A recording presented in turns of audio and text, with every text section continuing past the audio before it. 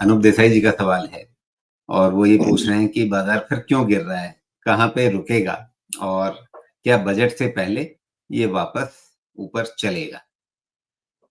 देखिए, अभी globally correction trigger हो चुका है और वो अक्टूबर के हाई के बाद नॉर्मली होता है। मैं उस समय से आपको कह रहा हूँ कि अक्टूबर से लेके मार्च 15 तक का खतरा बना रहता है। जितने भी एपिसोड आप निकाल के देख लीजिए। ये करेक्टिव फेज रहता है मार्केट में और ये करेक्टिव फेज हिस्ट्री स्पीक्स। हर ये करेक्टिव फेज आपको खरीदने का मौका देता है और आगे जाके बड़ा पैसा बनता है। नंबर्स उठा के देखिए, मेरी बात छोड़ दीजिए, मैं नंबर्स की बात कर रहा हूँ। यहाँ से मार्च 15 तक बाउट्स ऑफ सेलिंग आती रहेगी, रिकवरी होगी, आती रहेगी। लेकिन इसी में आप जाके देखिए कई सारे ऐसे स्टॉक्स हैं, उसमें हम भी हैं, उसमें रिकवरी बहुत तेज़ी से होती है। इनफैक्ट कई बॉटम से वो नीचे भी नहीं जाता है, लेकिन कई सारी जाएँगे भी। तो ये जो है अक्टूबर से मार्च का जो पीरियड है, इसमें करेक्शन चलता है, ये करेक्शन चलेगा। मतलब ये समय का काम है, ना कि चीन का और अमेरिका का।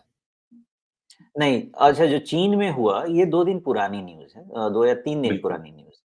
तो इसमें कोई वैसी बात नहीं है और चीन का मैंने आपको फिर से बोला है कि लिक्विडिटी इन्फ्यूज़न जो चीन करना चाहता है, ट्रम्प की पॉलिसी को समझे बगैर नहीं करेगा। और मैं फिर इस चीज़ को रिपीट करता हूँ, अगर ट्रम्प को बिज़नेस करना है, तो उनको नेगोशिएशन पावर अपना बढ़ाएँगे, लेकिन क्या सबको वो किनारे करके बिज़नेस कर सकते हैं? तो आप मुझे बताएँ कि वो बिज़नेस करेंगे किसके साथ? इसलिए आप उनके नैरेटिव्स पे ध्यान दें, वो आपको नेगोशिएशन टेबल पे बुला रहे हैं।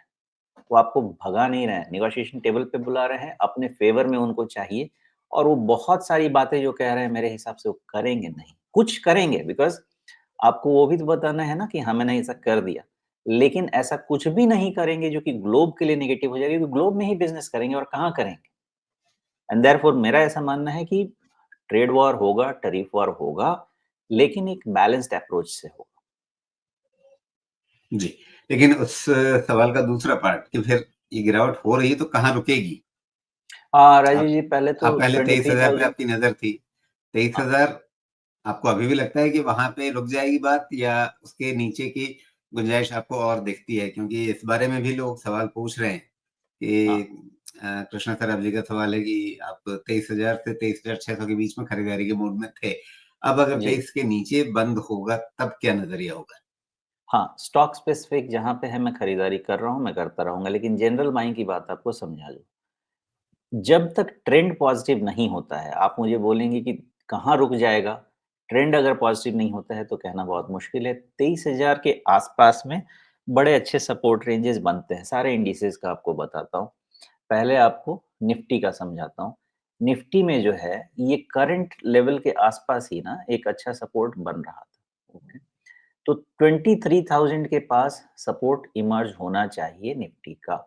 लेकिन एक लेवल जो अब स्ट्रेस केस का लेवल मैंने रखा हुआ है वो है 21,500। वहाँ तक की पॉसिबिलिटी रहेगी अगर ज़्यादा सेलिंग ट्रिगर होती है तो। तो 23,000 पे नज़र है मेरी, लेकिन 21,500 की पॉसिबिलिटी को रूल आउट नहीं करेंगे क्योंकि आपका मिड कैप और स्मॉल कैप इंडेक्स में डीप ट्रबल हो सकता है, इंडेक्स में। एंड देयरफॉर यहाँ पे भी आपका 23,000 पे 1,500 पॉइंट का और रिस्क आ सकता है।